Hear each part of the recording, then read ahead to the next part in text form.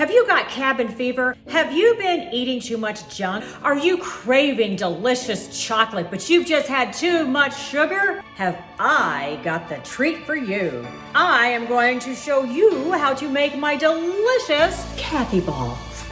Kathy balls are a delicious treat with your morning coffee, or your afternoon coffee, or your evening coffee. Shoot, they're good all day long. They are keto, they are vegan, they are gluten-free, they are sugar-free, and they contain chocolate chips. And they are 100% delicious. Stay tuned, and I will give you a secret recipe. And now for the list of ingredients. So I put a cup of milk right into this large measuring cup, and then I am going to add 4 tablespoons of flaxseed. Stir your flaxseed and your almond milk together. This makes like a vegan egg substitute. I love vanilla extract. I mean, who doesn't? I like a lot of vanilla, so you might want to start with 2 teaspoons. I sweeten these with stevia to make them sugar-free. You could also use coconut sugar instead of the stevia if you didn't want it to be sugar-free, but you wanted to have some kind of healthy sugar alternative. You can use 6 tablespoons of coconut sugar, or anywhere between 1/4 a teaspoon and 1/2 teaspoon, because this stuff is really strong. The stuff you get in the packets, that's usually got things added to it and it's not as strong. So I'm going to put in a little under 1/2 teaspoon of this stevia into my mixture that's got the almond milk and the flaxseed and the vanilla in it.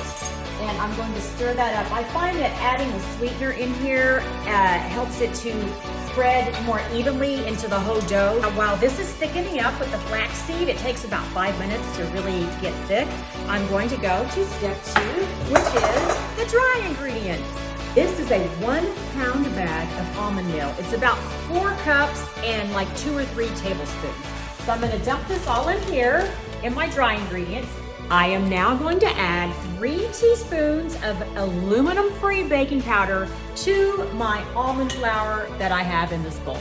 I'm going to melt 4 tablespoons of coconut oil into my microwave to get it to be liquid. Okay, now I'm actually going to take the melted coconut oil. I'm going to pour it into my wet ingredient, and I'm going to mix this up with a whisk until it's completely incorporated into this. And then as soon as I do that, I'm splattering a little. Oh well, maybe I'll cut that out. Before it has time to harden up, I'm going to now mix it in with my dry ingredients. So I'm just gonna take a big spoon right here, big wooden spoon, and I'm just gonna mix all of this together. You can see what I'm doing here. I'm just mixing all of this together, and it's gonna be, you know, a pretty thick dough. These are more like a scone texture. Yeah, I like to divide my dough in half at this point. 1 to 2 tablespoons and half of your dough, and it's gonna make the chocolate part. I have my cocoa powder in, and I'm just mixing it into my dough here. Okay guys, I love these. These are Lilly's no sugar added dark chocolate baking chips. They are stevia sweetened. These guys right here are vegan, the ones that say dark chocolate, and we're keeping it vegan today. They also have a semi-sweet baking chips that are not vegan. They have milk in them. Okay, I'm now going to take my Lilly's dark chocolate vegan, no sugar added baking chips and put half of them in the vanilla dough and half of them in the chocolate dough.